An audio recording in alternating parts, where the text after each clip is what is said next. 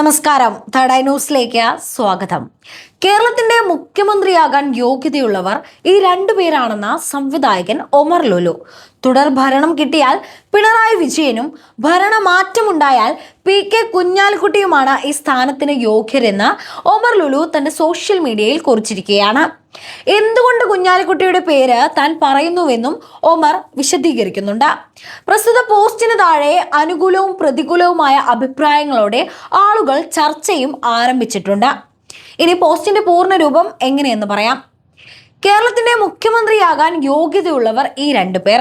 തുടർ ഭരണം കിട്ടിയാൽ Pinarayi Vijayan hat-trick chief minister. വലിയൊരു റെക്കോർഡാണത്, പ്രത്യേകിച്ചും കേരളത്തെ സംബന്ധിച്ച്.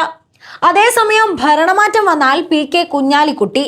ഭാവിയിലെ കേരളത്തിന് വലിയ രാഷ്ട്രീയ മിടുക്കും വികസന കാഴ്ചപ്പാടും വിദേശ രാജ്യത്ത് അനുഭവ സമ്പത്തുമുള്ള ശക്തനായ ഒരു നേതാവ് തന്നെ വേണം മുന്നോട്ടു പോകാൻ.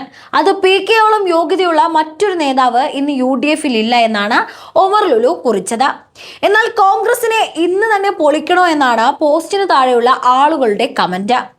മുഖ്യമന്ത്രിയെ ആരാക്കണമെന്ന ഭൂരിപക്ഷം കിട്ടിയതിനു ശേഷം UDF തീരുമാനിച്ചു കൊള്ളുമെന്നും കമന്റുകളുണ്ട്.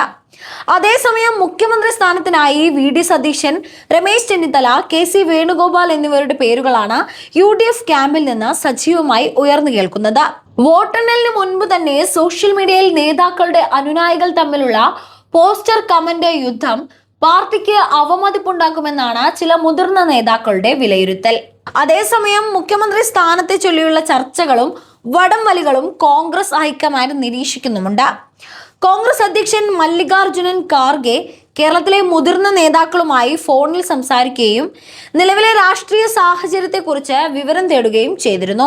നേതാക്കൾ മുഖ്യമന്ത്രി സ്ഥാനത്തിനു വേണ്ടി ചരടുകൾ വലിക്കാൻ തുടങ്ങിയതോടെ ഹൈക്കമാൻഡ് അതീവ ജാഗ്രതയിലാണ്.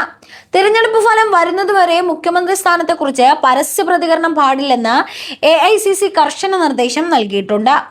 KPCC അധ്യക്ഷൻ സണ്ണി ജോസഫും കേരളത്തിന്റെ ചുമതലയുള്ള ദീപാദാസ് മുൻഷിയും ഇക്കാര്യത്തിൽ കർശന നിർദ്ദേശം നൽകിയിട്ടുണ്ട്. News desk third eye news.